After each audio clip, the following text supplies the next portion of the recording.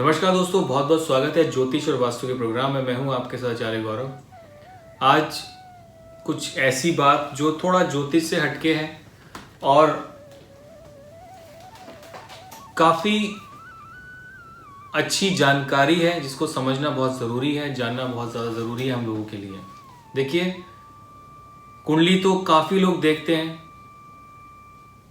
किसी को बहुत साल हो गए, किसी ने अभी शुरू किया है। कई लोग ज्योतिष की नॉलेज नहीं रखते, लेकिन उनका बहुत इंटरेस्ट होता है ग्रहों पे, गोचर पे। तो मेरा जो आज का वीडियो का जो टॉपिक था वो इस प्रकार है कि कभी कभार हमें कोई इंसान गलत गाइड करता है, कभी कभार अच्छी भी गाइडेंस मिलती है, हमें नहीं पता। और विश्वास कर पाना किसी पे इतना संभव नहीं होता आज के समय में। कौन इंसान अलग गाइडेंस दे रहा है, हालांकि सभी ज्योतिष आचार्यों का एक्सपीरियंस अलग होता है। कोई किसी ग्रह को शुभ मानता है, कोई किसी को शुभ मानता है। तो सभी का जो तरीका है ज्योतिष को जानने का, समझने का, हालांकि जो ग्रहों के जो कार्य तत्व होते हैं वो सभी के सेम होते हैं। तो मेरा जो टॉपिक है वो आपको ये बताना है आज के इस वीडियो के माध्यम से कि अगर किसी को नॉलेज भी नहीं है ज्योतिष की, फिर भी अगर वो अपनी कुंडली को देखता है तो वो अपनी कुंडली के काफ़ी हद तक चीज़ों को समझ पाएगा। देखिए, सबसे ज़रूरी होता है कुंडली के अंदर, मैं हमेशा से कहता हूँ, लगन। लगन त्रिकोण भाव का ही एक हिस्सा है। त्रिकोण जो कुंडली के केंद्र को संभालते हैं, और जो भाव इनसे अलग हो जाएं वो अशुभ भाव कहलाते हैं। सीधी सी बात है,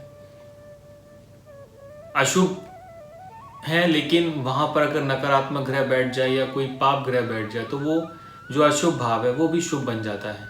यानी कि अभी जो मैं बता रहा हूं वो है लगन। लगन जो कुंडली का प्रथम भाव होता है, इसका कुंडली के अंदर अच्छी पोजीशन होना ये तय करता है दोस्तों, 1 से 12 कोई भी लगन आपका हो सकता है।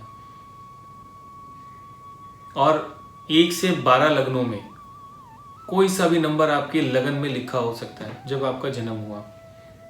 आप सबसे पहले ये देखें कि उसका स्वामी कौन है। चंद्रमा या सूर्य है तो केवल एक ही राशि होगी, मतलब कि चंद्रमा और सूर्य की एक ही राशि होती है। बाकी सभी ग्रहों की 2 राशियां होती हैं। एग्जाम्पल, अगर आपकी कुंडली के अंदर आपके लगन के स्वामी, आपके लगन में 1 नंबर आ रहा है मान लीजिए, तो ये तय है कि उस जो 8 नंबर है, यानी उसकी दूसरी राशि, मंगल की दो राशियां होती हैं, एक मेष, दूसरी वृश्चिक।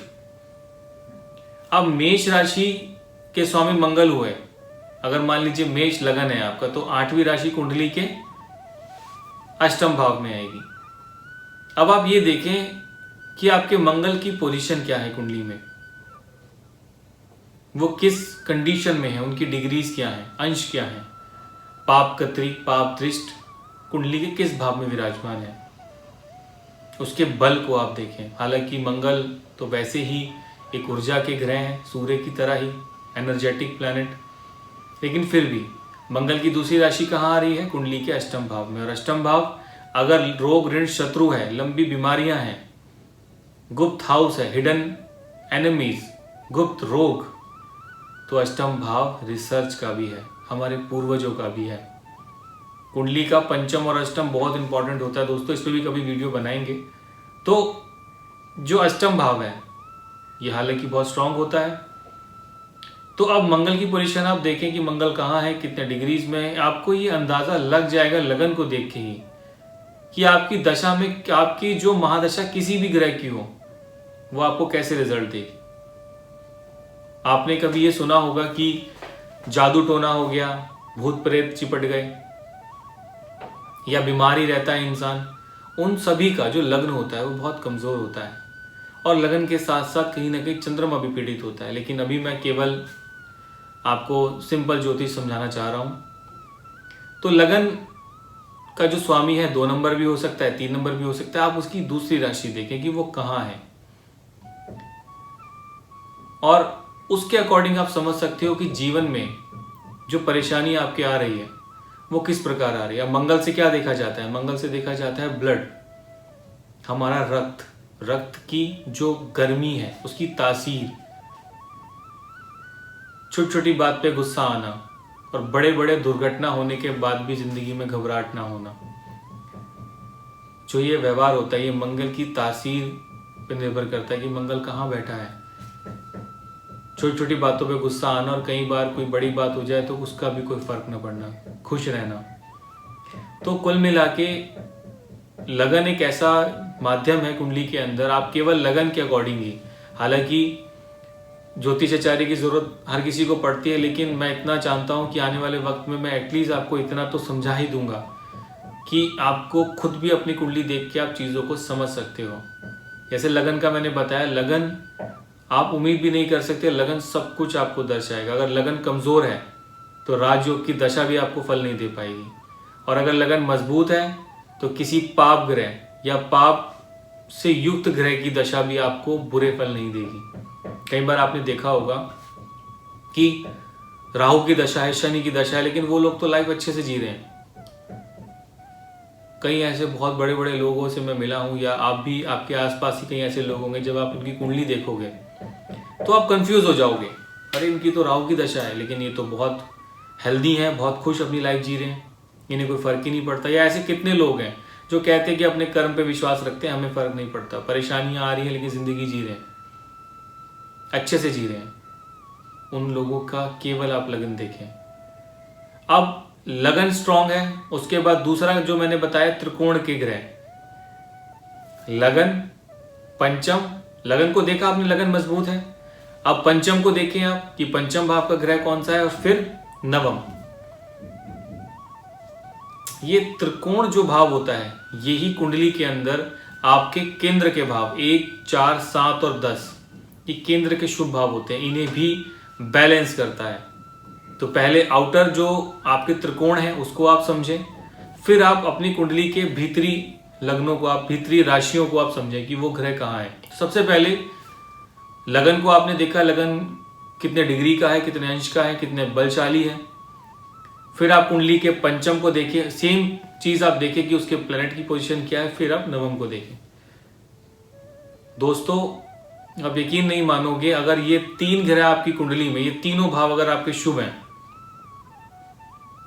केंद्र में अगर शुभ प्लैनेट है भी नहीं तब भी कोई दिक्कत नहीं है।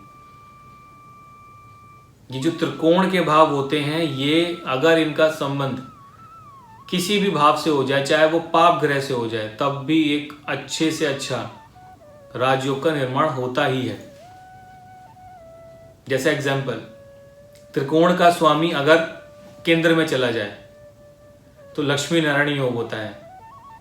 केंद्र का स्वामी त्रिकोण में आ जाए या दोनों का आपस में राशि परिवर्तन हो जाए, महालक्ष्मी राजयोग बनते हैं। ये पैसे की कभी कमी ही नहीं होती। त्रिकोण के स्वामी अगर कुंडली में 3, 6, 8, 12 में विराजमान हो जाए, तीसरे में जाएगा तो ट्रैवलिंग के थ्रू अपने दम पे चीजों का ऐसा इंसान बनाता है। छठे में जाएगा तो चैलेंज को एक्सेप्ट करने वाला, शत्रु कभी ऐसे लोगों का कुछ बिगाड़ नहीं पाते। अष्टम में जाएगा तो रिसर्च, बड़े बड़े प्रोफेसर्स, रिसर्च के भाव से वो देखा जाता है। 12वें भाव में जाएगा तो विदेश योग के चांसेस बहुत जबरदस्त हो जाते हैं। नवम का स्वामी अगर 12वें में चला जाए, पंचम का स्वामी 12वें में चला जाए, लगन का स्वामी 12वें में चला जाए। हालांकि लगन का जो एक कॉन्सेप्ट है उसको थोड़ा समझना जरूरी है। लगन का 12वें भाव में जाना, कोई सौम्य प्लैनेट है तो थोड़ा नुकसान होगा दोस्तों, इस चीज को आप समझें। तो मैं उम्मीद करता हूं कि आपको वीडियो समझ आया होगा, आपने इस चीज को समझा होगा कि कुंडली में केवल इन भावों को आप देखें, लगन, पंचम और नवम, आपको काफी हद तक चीजें समझ में आएंगी कि ये प्लैनेट्स आपके कहाँ प्लेस्ड हैं। अब किसी की दशा राहु की है, किसी की चंद्रमा की, किसी की केतु की, किसी की मंगल की, कुछ ग्रह वक्री हैं, कुछ अस्त हैं, कुछ ग्रहों की डिग्री कम है। तो ये एक बारीक स्टडी होती है, इसके बारे में भी मैं आने वाले वक्त में आपको बताऊंगा। लेकिन ये एक छोटा सा कॉन्सेप्ट जो मैंने आपको समझाया कि मैं भी ज्योतिष को इसी प्रकार से लेके चलता हूँ। फेसबुक पे मैं लाइव करता हूँ, फेसबुक हमारा जो चैनल है कुणाल वास्तु केंद्र में, उस पर जाता हूँ, वहाँ जाके भी मैं लाइव करता हूँ।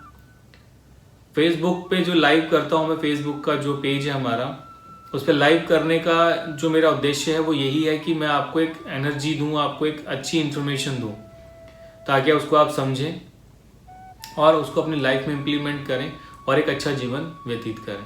तो दोस्तों, मैं उम्मीद करता हूँ वीडियो आपको अच्छी लगी होगी, और भी वीडियो मैं बनाऊंगा आगे। अगर आपको लगता है ये सही है तो आप लाइक करें, नहीं पसंद आती तो कोई बात नहीं। इन्फॉर्मेशन लेना बहुत अच्छी बात है, सही जगह से जो भी इन्फॉर्मेशन मिले उसकी नॉलेज गेन करना हर चीज़ के लिए बहुत अच्छा होता है। तो मैं उम्मीद करता हूँ ये वीडियो आपको अच्छी लगी होगी। आगे भी वीडियो इसी तरह बनाता रहूँगा और आप तक पहुँचाता रहूँगा। तो इजाज़त दीजिए, नमस्कार।